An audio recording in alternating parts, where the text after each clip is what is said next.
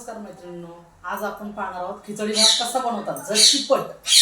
हे बघा, त्यासाठी लागणार आहे धुतलेले तांदूळ 10 मिनिटं भिजत ठेवले होते, मुगाची डाळ 1 वाटी, 1.5 वाटी तांदूळ, कापलेल्या 2-3 हिरव्या मिरच्या, कांदा उभा चिरलेला, जिरा मोहरी आणि लागणार आहे साजूक तूप। साजूक तूप नसेल तर तुम्ही तेल जरी टाकलं तरी चालेल।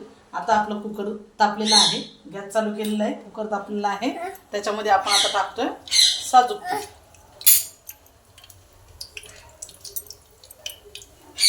त्याच्यानंतर आपण टाकणार आहोत कढीपत्ता।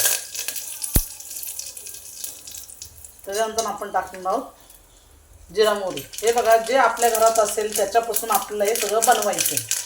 उगाच काहीतरी आपण हे आणा ते आणा त्याच्यामध्ये हे बनवा ते बनवा असं काही करायचं नाहीये। आधी कांदा टाकून घ्या, जिरा मोहरी टाकलेली आहे, कढीपत्ता टाकलेला आहे, त्याच्यानंतर कांदा टाकलेला आहे।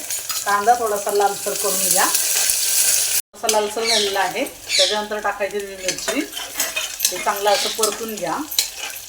परतून झाल्याच्यानंतर अगोदर तुम्ही मुगाची डाळ टाकू शकता किंवा मुगाची डाळ किंवा तांदूळ एकत्रित पण टाकू शकता, तसं पण केल्याने खिचडी चांगली होती।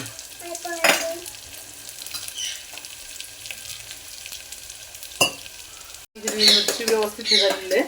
आता आपण टाकणार आहोत मुगाची डाळ।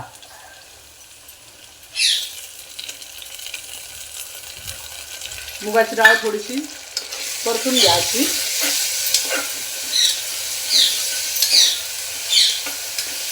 त्याच्यानंतर आपण टाकणार आहोत तांदूळ।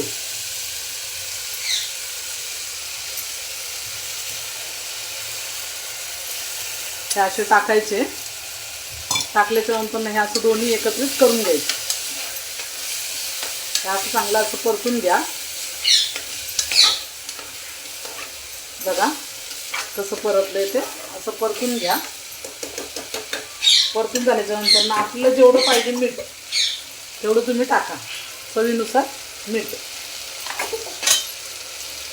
त्याच्यानंतर आपण टाकणार आहोत पाणी। पाणी असं टाकायचं की तुम्हाला जर पातळ हवा जर असेल, म्हणजे खूप असा फडफडीत नको आहे भात, तर पातळ जर हवा जर असेल तर थोडंसं जरा जास्त पाणी टाका। तुम्ही रोजच्या भाताला जसं पाणी टाकतं तसं टाकू नका, थोडंसं जरा जास्त टाका। आणि कसं आहे, तोंडाला चव जर नसेल तर आपण हा खिचडी भात करू शकतो आणि गरम गरम तुम्ही खाऊ शकता। त्याच्याबरोबर तुम्ही लोणचं घेतलं तर अतिउत्तम। आता आपला खिचडी भात आपण शिजायला ठेवूया। मी थोड्या टायमाने परत तुम्हाला कुकरचं झाकण आता बंद करूया आपण, आणि परत थोड्या टायमाने तुम्हाला तयार झाला की दाखवते। चला तर मग आपला खिचडी भात तयार आहे। बघा मंडळी, हे बघा असा खिचडी भात तयार आहे। तुम्ही लोणच्याबरोबर सर्व करू शकता आणि घरच्या घरी लय भारी।